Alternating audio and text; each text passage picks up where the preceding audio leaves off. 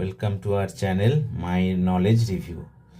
দেখুন, আজকে আমি আপনাদের সামনে যে টপিকটা নিয়ে কথা বলবো সেটা হলো bank reconciliation statement. Bank reconciliation statement. দেখুন, আমি ব্যাংক রিকনসিলিয়েশন স্টেটমেন্ট নিয়ে প্রথমেই যেটা বলতে চাই যে এটা কিন্তু কখনোই বুকস অফ অ্যাকাউন্টসের পার্ট নয়। তবুও এটা অ্যাকাউন্টস মেলানোর জন্য বা অডিটের প্রয়োজনে এটা আমাদের রেগুলার বেসিসে, মান্থলি বেসিসে বা কোয়ার্টারলি বেসিসে করতে হয়, করে অ্যাকাউন্টসের সঙ্গে জমা করতে হয়। এটা গেল প্র্যাকটিক্যাল ব্যাপারটা। এবার অ্যাকাডেমিক্যালি যেটা ব্যাংক রিকনসিলিয়েশন স্টেটমেন্টে আমাদের করতে হয়, কাজটা কি করতে হয়। ধরুন, আমাদের ক্যাশ, ব্যাংক, এই দুটো ওয়ার্কিং ক্যাপিটালের একটা ফান্ড। তো এখানে ক্যাশের রিকনসিলিয়েশন কিন্তু আমরা করছি না, আমরা অনলি ব্যাংকের রিকনসিলিয়েশন করছি। তো ব্যাংকের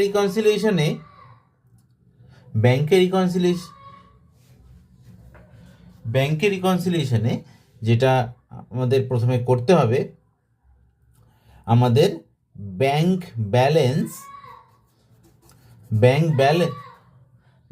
অ্যাজ পার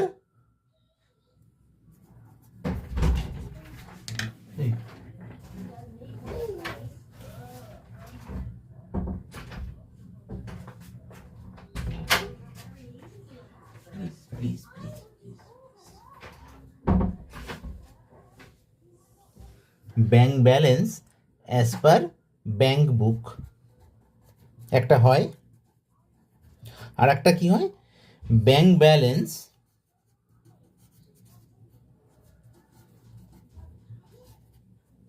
অ্যাজ পার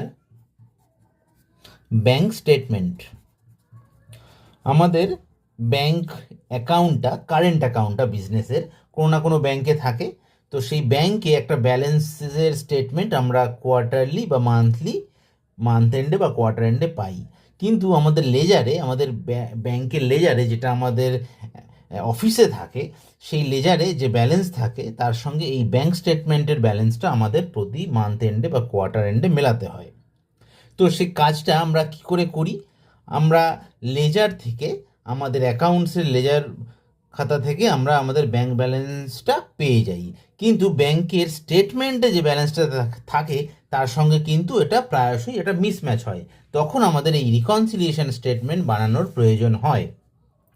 তো এই ডিফারেন্সটা কী কারণে হয়? সাধারণত যেগুলো দেখা যায় যে ব্যাংক ইন্টারেস্ট দিয়ে দেয়, যেটা আমাদের কাছে রেগুলার বেসিসে ইনফরমেশন থাকে না, বা থাকলেও আমরা সেটা অ্যাকাউন্ট ফর করি না। এটা একটা কারণ। উল্টো দিকে ব্যাংক আবার অনেক চেক ক্লিয়ার করার জন্য বা আরটিজিএস করার জন্য ব্যাংক চার্জ কেটে নেয়, যেটার ইনফরমেশন আমরা মান্থ এন্ডে নেই এবং তারপর অ্যাকাউন্ট ফর করি। কিন্তু ততক্ষণে একটা ডিফারেন্স তৈরি হয়ে যায়। তাছাড়াও আরও অনেক কিছু ব্যাপার থাকে, যেমন আমি কাউকে চেক দিলাম কিন্তু সেই চেক ক্লিয়ার হলো না, চেক বাউন্স করলো, সেটা একটা হতে পারে। বা আমি কারোর চেক নিলাম, নিয়ে ব্যাংকে ডিপোজিট করলাম এবং ক্লিয়ার হিসেবে ধরে নিলাম, কিন্তু অ্যাকচুয়ালি চেকটা বাউন্স করলো, সেই চেকটাও ক্লিয়ার হলো না। তো দুদিক থেকেই ঘটনাটা হতে পারে। আরও বিভিন্ন কারণ হতে পারে। সো এই বিভিন্ন কারণগুলো ব্যাংক বুকের যে ব্যালেন্সটা, সেটা লেজারের ব্যালেন্স আর স্টেটমেন্ট ব্যালেন্সের মধ্যে একটা ডিফারেন্স তৈরি করে। তখনই আমাদের ব্যাংক রিকনসিলিয়েশন স্টেটমেন্টটা বানাতে হয়।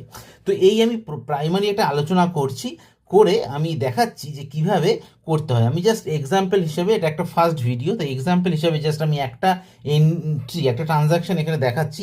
তার পরবর্তী ভিডিওতে আমি আরও ডিটেলসে যাব। Same bank balance as per bank book আমার আছে 1000 টাকা, ঠিক। আর bank balance as per bank statement আমার আছে 1015 টাকা। তাহলে দেখা যাচ্ছে যে ব্যাংক বুকের থেকে স্টেটমেন্টের ব্যালেন্স 15 টাকা বেশি আছে।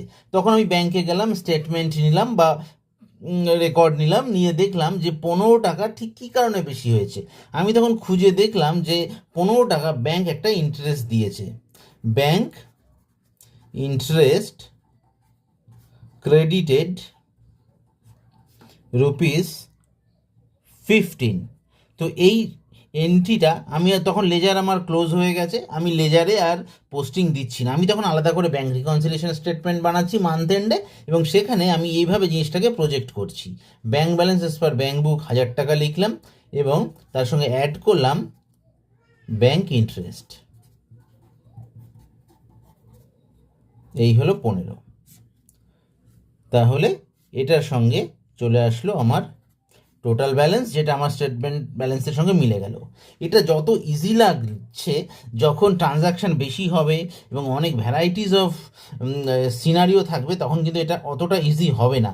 এবং এই এক্সাম্পলটা জাস্ট আমি একটা আইডিয়া দেওয়ার জন্য দিলাম, ডিটেলসে আরও করলে বোঝা যাবে যে ব্যাঙ্ক রিকনসিলিয়েশন স্টেটমেন্ট কাজের ক্ষেত্রে কতটা ইম্পর্টেন্ট। যদিও একাডেমিক সিলেবাসে এটা আছে, কিন্তু সেখান থেকে শুধু শেখা হয় ঠিকই, কিন্তু অ্যাকচুয়াল এটার প্র্যাকটিক্যাল অ্যাপ্লিকেশন কিন্তু চাকরি করতে গেলেই বোঝা যায়। তো স্টুডেন্ট যারা আছো বা যারা চাকরি করছো, সবার ক্ষেত্রেই এই ব্যাঙ্ক রিকনসিলিয়েশন স্টেটমেন্টের একটা ওভারঅল একটা কনসেপ্ট অবশ্যই দরকার, এবং সবাই এটা বুঝতেও পারে যে এটা জানার দরকার আছে।